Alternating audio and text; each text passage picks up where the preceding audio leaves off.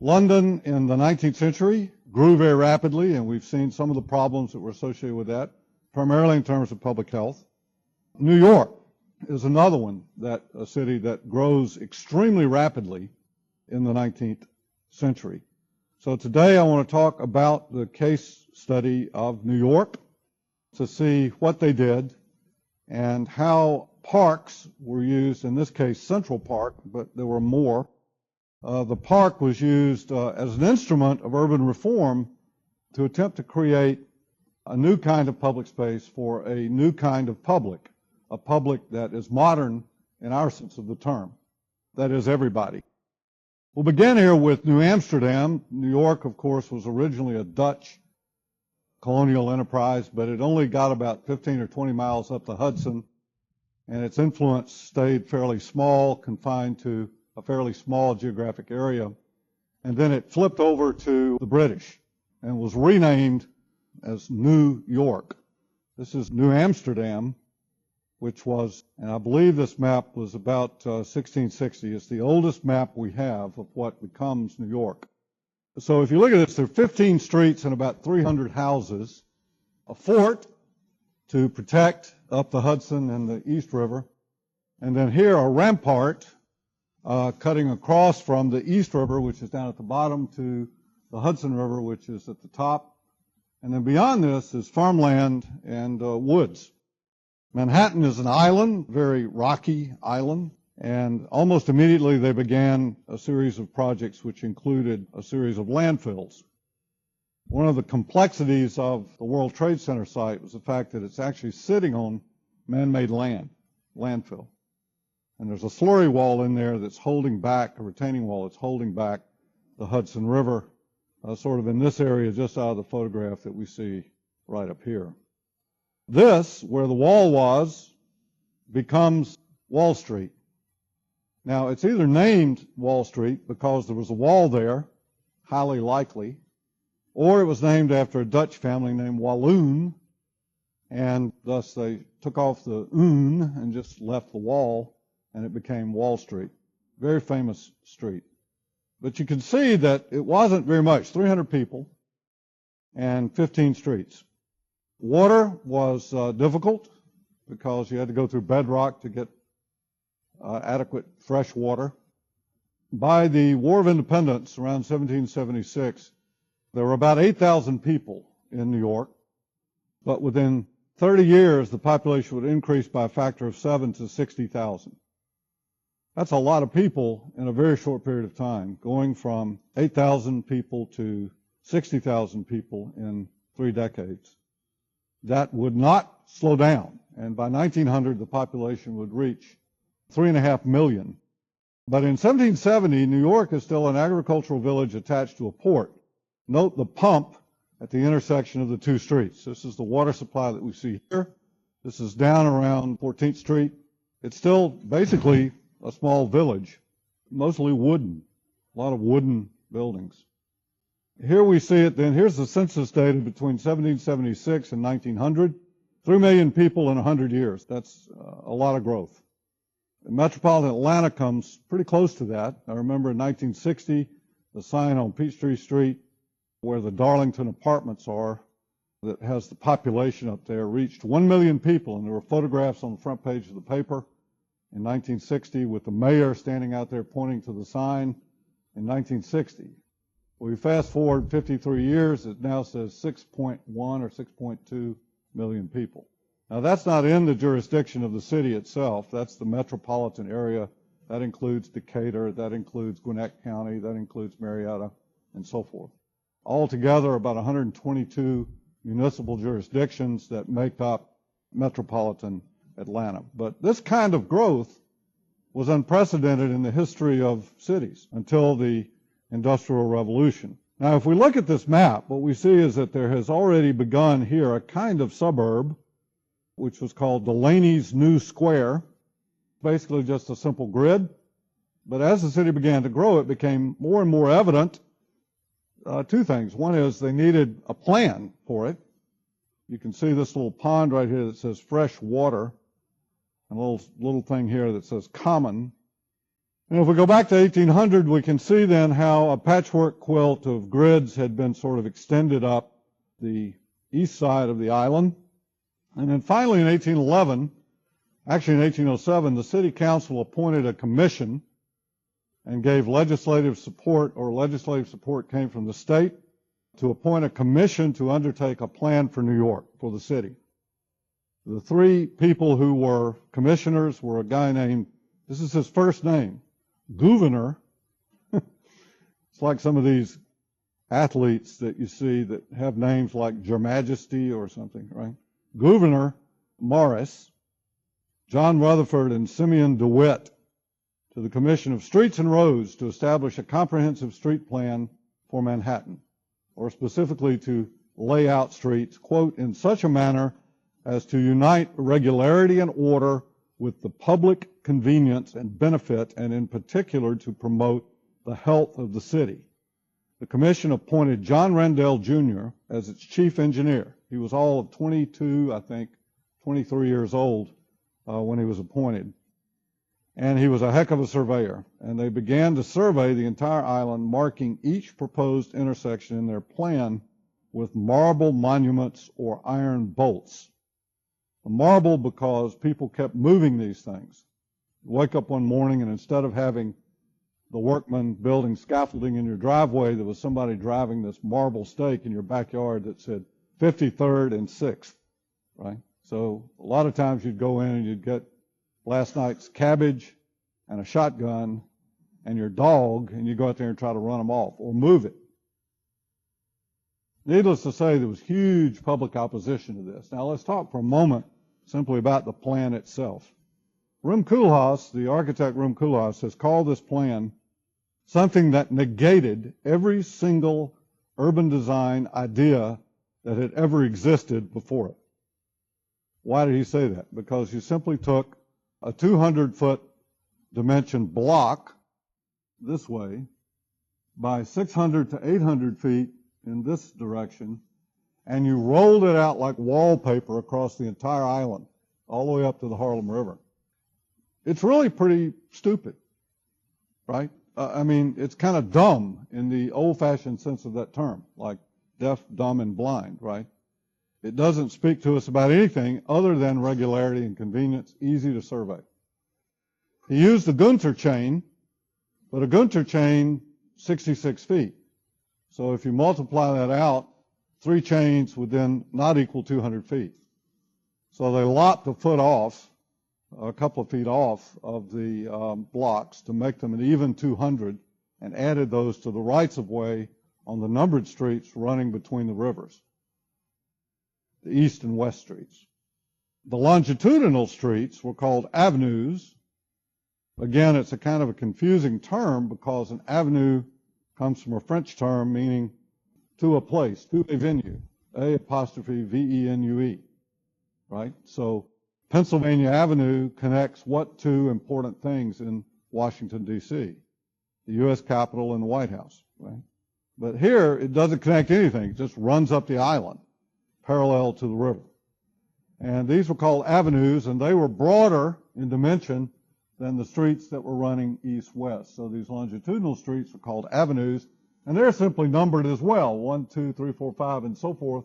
10th Avenue being over here on the west side, roughly where the current High Line project runs today.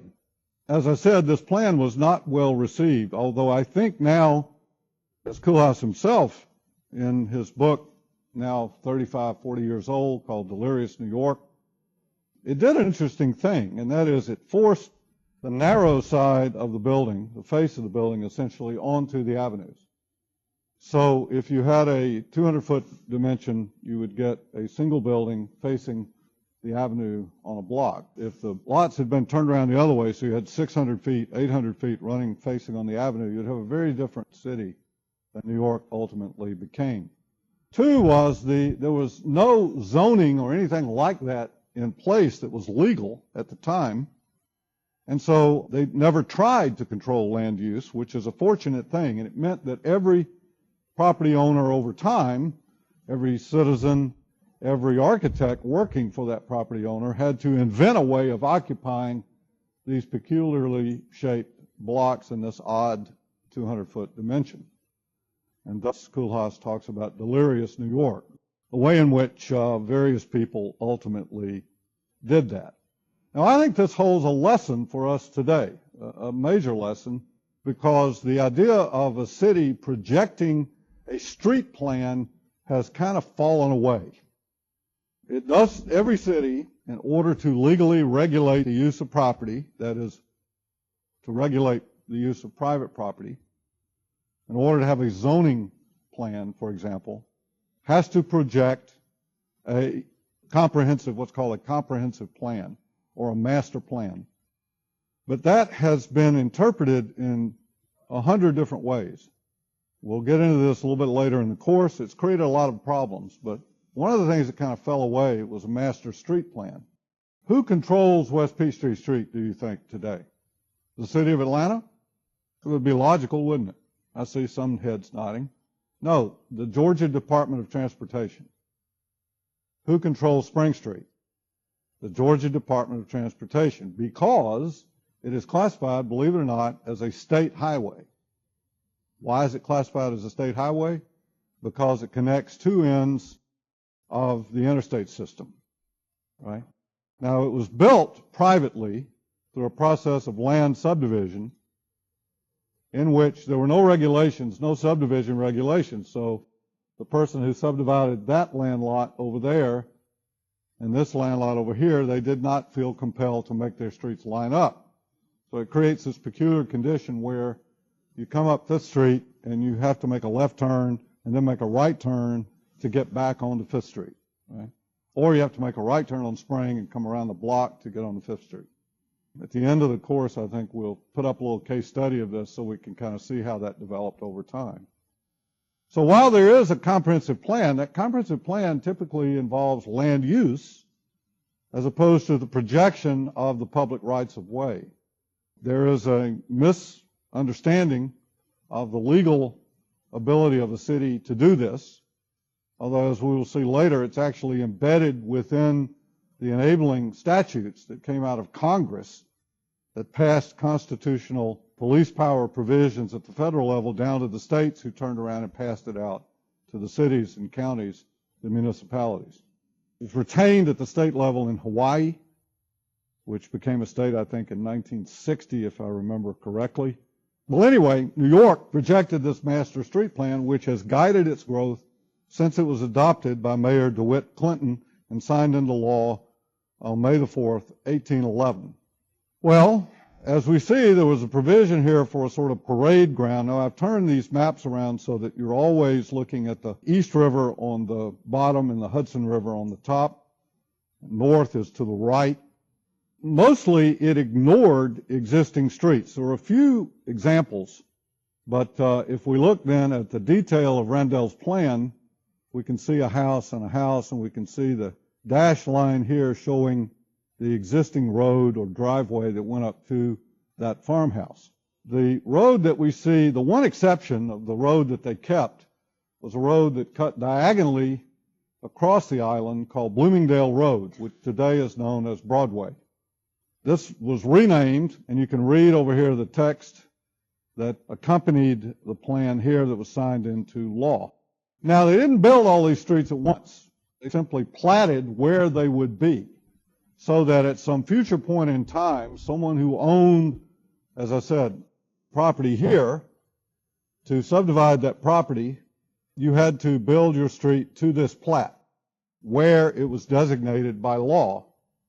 It's a subdivision regulation, really, is what it is, because there was never enough money to build all of these streets in one fell swoop. I mean, there's not enough money in the world to do that. So the streets were actually built out over time, and over time there were small changes that were made, adjustments, and one of those was the addition of Central Park that we see today. Now, imagine just looking at that agglomeration of building, that you would have been able to accurately forecast the needs of New York 150 years or 170 or 180 years in the future. It would have been almost 200 years in the future. It would have been impossible to do that, as we will see here in a moment. But we do see then how the things that we see on the left are the actual marble stakes that were set down in the ground, and on the top, if you look at this in detail, you'll see an incised line which is marking the intersection here of 26th Street to just off the map. That's 24th, 23rd, 22nd, and one of the avenues, 10th Avenue or 9th Avenue on the west side of Lower Manhattan. This is a subdivision that was done on a speculative basis to make money, and the developer of this property actually conformed precisely to the markers that had been set by Randell and his surveying crew. It took him 19 years to mark out the entire island. Where Bloomingdale Road, which later became known as Broadway, crossed through this grid, it created a sort of a point of intensity, which later developed, as we see here, at Times Square, right here, which is this intersection that we see right here. That's 42nd Street running right there. All the theaters on 42nd Street. The New York Times, on the 200th anniversary in 2011, produced a wonderful website with interactive maps showing the years that these streets were opened, built. And you can see that it's done piecemeal, and you can also see the necessity of having this regulating plan for subdivision, which causes the streets to align. The black circle is the location of Times Square. Here, and it was it took a long time to build this out. This is 1861, a drawing by Egbert Veal, who would become the superintending engineer of what became Central Park, showing the opening of 2nd Avenue.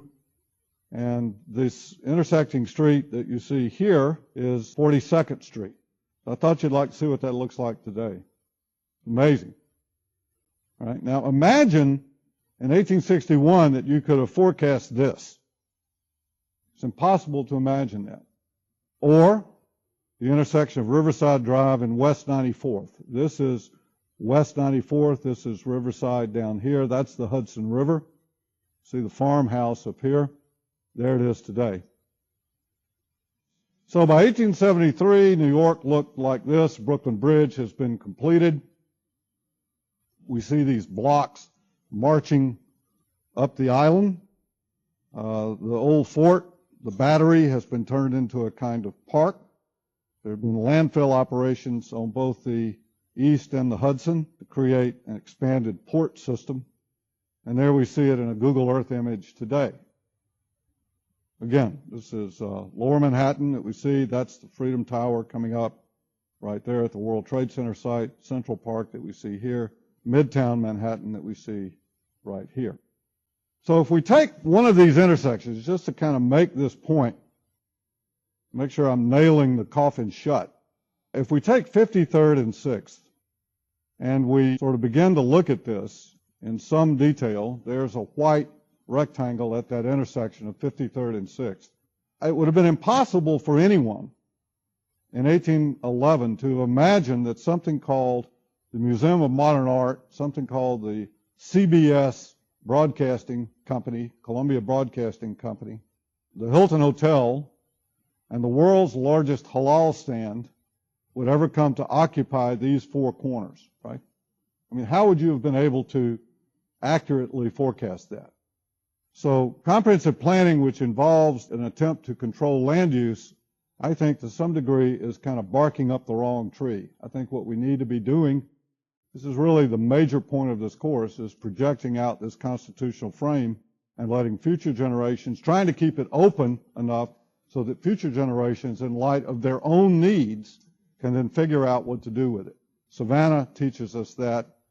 I think Manhattan teaches it to us. So here on one corner, we imagine this is 6th Avenue, also known as the Avenue of the Americas. 53rd Street here, Museum of Modern Art over here, CBS designed by Eero Saarinen here, the Hilton Hotel there, and then this incredible halal stand. There's a wonderful story. They even have their own website. Now, for those of you who don't know, halal is the Islamic equivalent of kosher.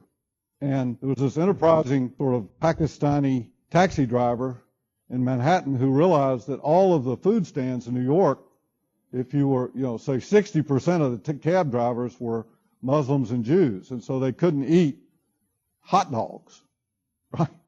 So you're riding around in your cab and you're hungry and you want to get a little bite to eat. So he thought, well, if I buy a hot dog stand, what he's buying is not to sell hot dogs. What he's buying is the right to sell food on the street, the license. And when he bought that, he then converted it to a halal stand. And these guys are out here until 2 o'clock in the morning cooking chicken and rice, white sauce and red sauce. And there's a line going down the street all the way to 7th Avenue, about 740 feet at midnight. People standing in line waiting to eat this chicken and rice plate with pita bread, with the white sauce and the red sauce. And if you go to the website and you sort of look at the reviews on TripAdvisor and things like that, or you just Google halal stand 53rd and 6th, all kinds of things will come up where people talk about, I think they're thinning out the white sauce. We've got to get on them about this, right? And somebody writes back and says, it's still good, but you just have to mix it in with the rice, right? And of course, what happened here is that all these sort of people your age coming out of all these clubs and bars and restaurants in New York at 11 o'clock or at midnight on a Thursday night are hungry. And so you just go stand in line here and get your chicken and rice. And man, these guys, this is quite an operation. Has anybody ever seen this in real life? It's something, isn't it? I mean, it's a real operation. Those guys are working. They're in there, man, they're cooking up that chicken and cooking up that rice. You can't believe how many plates of chicken and rice they sell for something like $6. I mean, it's just absolutely amazing. So successful that there's somebody across the street in front of this building opened a second one right there on that corner. These guys are on this corner, directly right there, but they don't have good white sauce. So whatever's in it, there'll be 3 people standing over here looking kind of sad, and then there's this line of people here waiting to eat this chicken and rice with the white sauce. Well, as New York grew, not only was there inadequate infrastructure, there was inadequate housing. So obviously you're going to make a whole lot more money renting out apartments than you are growing cabbages in Manhattan. This quote that you see in italics is from Angus Reach in describing conditions in Manchester in 1849. But certainly it could apply to these tenement houses in New York at the same time and even later into the 1890s and 1900s. It's difficult for us today to imagine this, because, you might get a little foul odor coming out of the sewer down here at 5th and Spring, but that's about it. You don't believe you're going to catch tuberculosis or something on the way back to the other part of the campus. On the right is Pittsburgh, Pennsylvania in 1900. No indoor plumbing, so human waste is in outhouses. This is New York, photographed by Jacob Riis in his very famous book, How the Other Half Lives, 1889. There are no environmental regulations. There are no health regulations. There's no health department, nothing. And crime was a problem, and there was a growing belief that this is a place called, I believe this is a place called Bandit's Roost. Unemployment was a problem. As my grandmother used to say, the idle hands of the devil's workshop. So there was a huge push from many, many, many quarters to try to do something about these conditions. And you can understand how cholera would spread if human waste is going into a cesspit in this sort of public courtyard in the back of these buildings. And so was born the 2 things. One is the tenement house on the right, the single room apartment or very small apartment, and the flop house on the left. Now, the flop house, I grew up with the term a flop house just being sort of a cheap hotel. There was actually a thing called a flop house, and it was essentially a dormitory-style building that had hammocks, and you could rent a hammock for 5 cents a night or something like that and just sleep on it. You could flop there, right? And so a lot of people not having any place to live, not having any money, many of them not having jobs, ultimately had to live in these flop houses. It's one thing if you're alone and 22. It's another thing if you're married with a family, Pretty bad. You can imagine then that we think automobiles are a problem today, traffic. Imagine horses with manure all over the streets. This is the Lower East Side of New York in 1900 on the left. And then behind these buildings, these tenement houses, these courtyards where the cesspools were.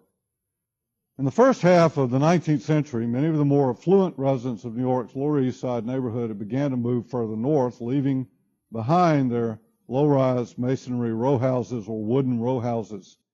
At the same time, more and more immigrants began to flow into the city, many of them fleeing famine in Ireland. It's hard to imagine, but half the population of Ireland immigrated to North America in the decade between 1840 and 1850.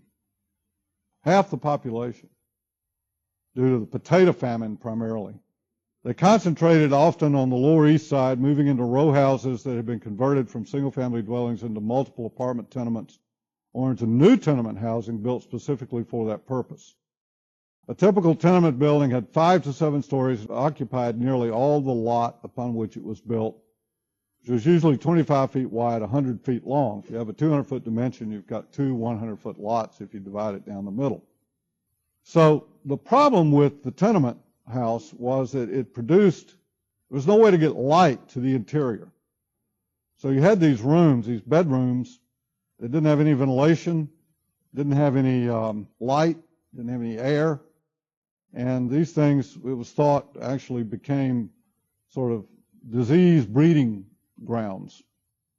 And so the concern for, particularly before we really understood communicable disease the way we do today, there was a huge push, as I said, from today what we would call both conservative and liberal quarters of the political spectrum to try to do something about these conditions. And so there were 2 Reform Acts, I think one in 1857 and then a second one in 1879, that passed a kind of building code that said that you could not have a room that did not have access to natural light and air.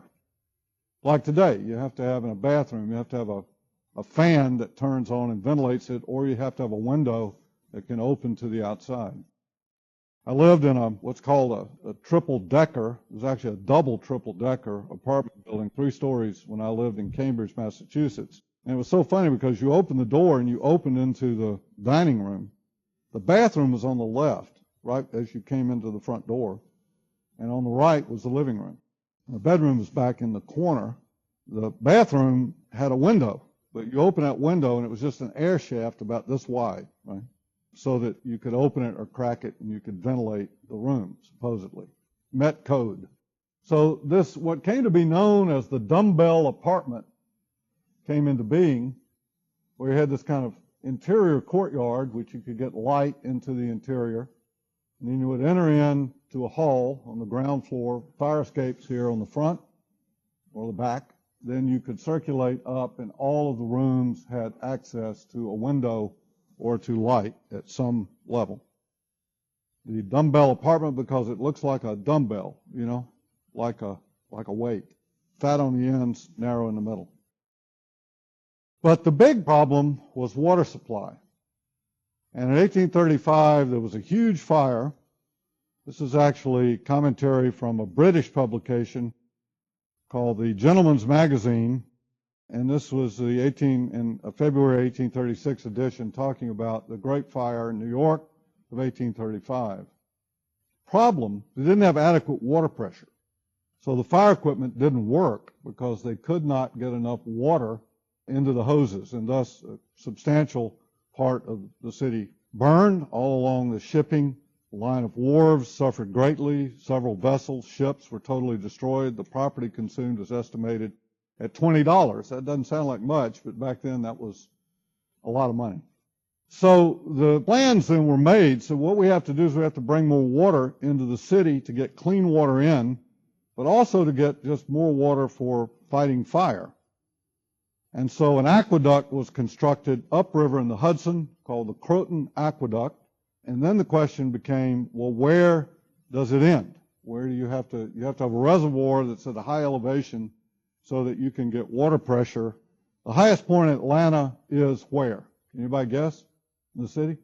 Stone Mountain, that's not in Atlanta, in the city limits of Atlanta, between Howell Mill Road and Northside Drive at Bishop Street. What is that? The waterworks. Because you have a reservoir that's a high elevation. What that means is you have a constant head pressure on all the pipes. In fact, the city makes you put in a pressure reduction valve because they put 164 pounds per square inch of pressure, and a lot of old pipes that will cause them to break, like the ones in my house. So this Croton Aqueduct was extended into the Bronx, and an aqueduct, a reservoir was built there, and then eventually it was extended into Midtown, into this reservoir. So this became the political Trojan horse, the political stalking horse, for then the construction of a large park to protect this water supply. And I should mention that this was in fact not taken out of service until 1946. It was decommissioned by Robert Moses in 1946. Now, there was a journalist who was working for William Cullen Bryant, the poet. He had a newspaper. He published a newspaper. He wrote under the pseudonym of Yeoman, and he wrote a column that was syndicated across many of these newspapers in the Northeast, many of the major leading newspapers. And his real name was Frederick Law Olmsted. And he had taken a trip through the South, in which became published in a hardback version in 1857, known as Journey Through the Seaboard Slave States. He also then took a trip through Texas, and he wrote about that. And that was originally a Journey Through Texas. They were combined into a large publication called The Cotton Kingdom, big, thick book. It became a very important book for the abolitionist movement, particularly in Boston and in the Northeast, in the period, in the decade leading up to the American Civil War. Well, he wrote another book, took a trip to England and to Paris to see what was going on in Europe. And when he was in Liverpool, he was about to get on the ship to head back to New York when the baker told him that he needed to take the ferry over before he leaves. He still had time. Over to Birkenhead, which was this town across the Mersey River from Liverpool, to see this park that was being constructed there. And Olmsted would write in his book, which his columns were consolidated into a book called Walks and Talks of an American Farmer in England. He commented, 5 minutes of admiration and a few more spent studying the manner in which art had been employed to obtain from nature so much beauty. And I was ready to admit that in democratic America there was nothing to be thought of as comparable with this people's garden. So Birkenhead Park, 1849 by Sir Joseph Paxton, the same man that designed Crystal Palace for the Exposition of 1851, actually had a deep and lasting influence on Olmsted. Now, Bryant had been pushing for a park in New York for a long time. If you go back and look at the commissioner's plan, you'll see some areas reserved for public space, but they were never built out. And I'm almost through here. There was a landscape gardener. Actually, he may have been the first person to use the term landscape architect, named Andrew Jackson Downing. Lived in Newburgh, New York, and he wrote a column for Bryant's newspaper in which he talked about Mount Auburn Cemetery and how in Cambridge, Massachusetts, Watertown, Massachusetts, and how people on the weekends, whole families would go out and have picnics in these cemeteries. And he said, what we need to have is actually something without all these dead people in it, like one of these cemeteries where people can actually relax and hear birds singing and see the beautiful leaves and so forth, flowers and so forth. So they were pushing for this, but what made it politically possible was the need to protect this water supply that we see here in the Croton Reservoir. It had become such an issue by the election of 1850 that it was impossible for anybody to be against it. You know? It's the election tomorrow for school board and mayor and other things, and I bet I get 10 robocalls a day from people asking me to vote for this person or telling me that that person is a scalawag and a scoundrel and has been disbarred and so on. You get these calls. I mean, it's really annoying. But I take them. And every once in a while there's a poll associated with it, and so the one that tickled me was this woman very nice lady who said, which is most important? The school board that operates ethically and so on and so forth, or a school board that is focused upon the education of our children? I'm thinking to myself, this is a choice? And I said that. I said, why does it have to be a choice? Aren't both of these things important? She said, yeah, well, I guess they are. Which one do you think is most important? I said, well, look, I teach at Georgia Tech. You reverse the question and ask me, what's most important? That as an administrator, I am not corrupt, that I'm not spending public money on myself, right? Or educating, being in class on time and educating, and finishing class on time, I'm aware of. She said, well, yeah, I see your point. And I said, well, come on. I mean, wouldn't that apply to anybody? Right?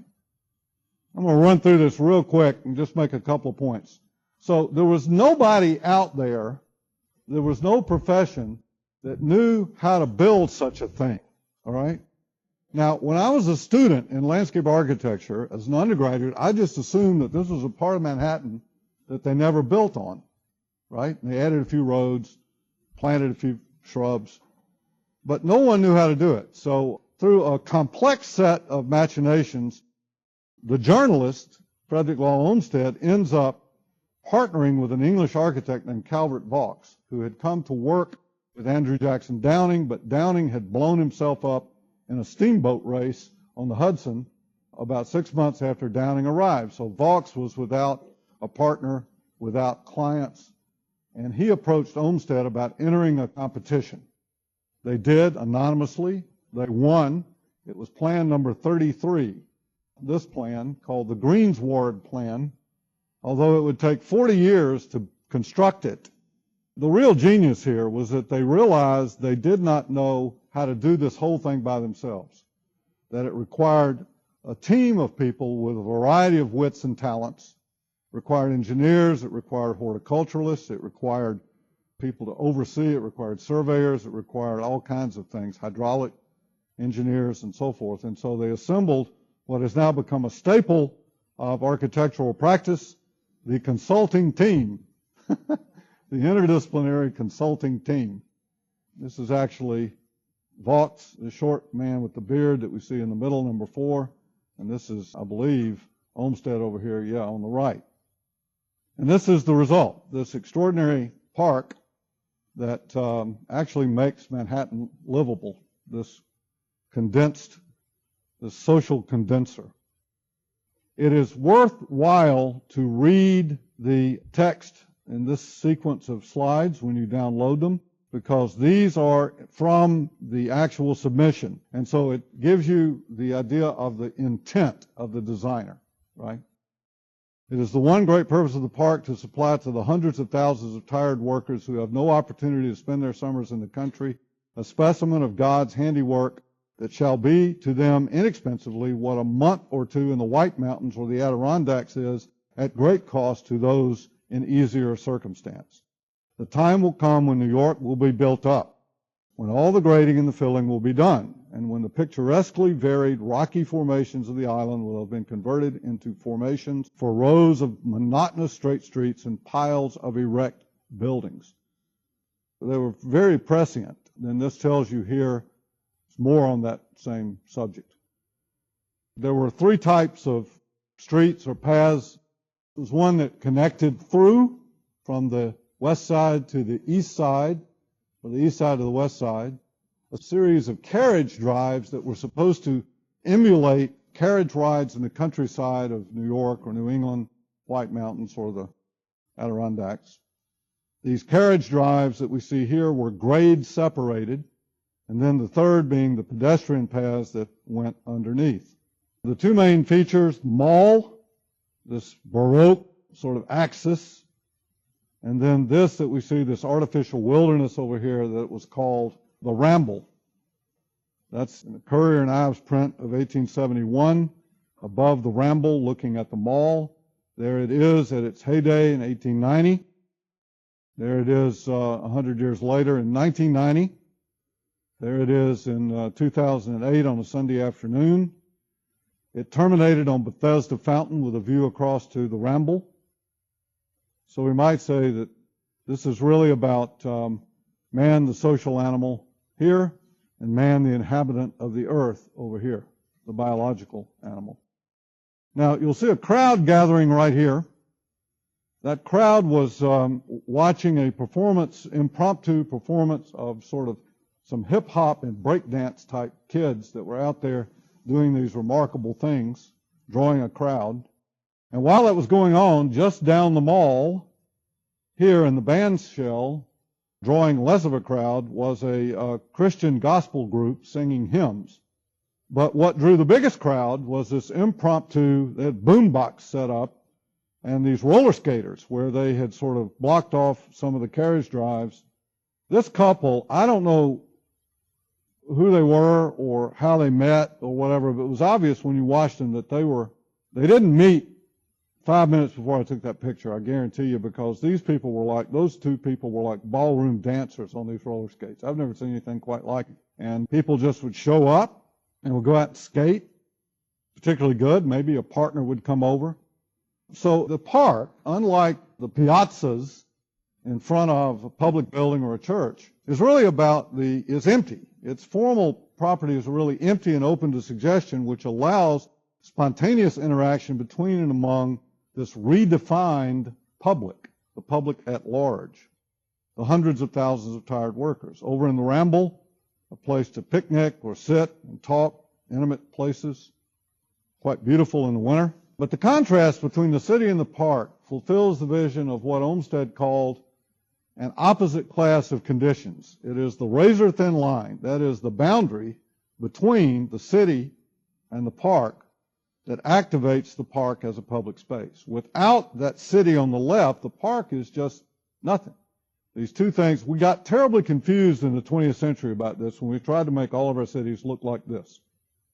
Now, as I said, I thought for a long time that Central Park, until I really studied up on it, was simply a part. I thought all these things were simply parts of something that were never actually. But 7,000 people worked 40 years to build it.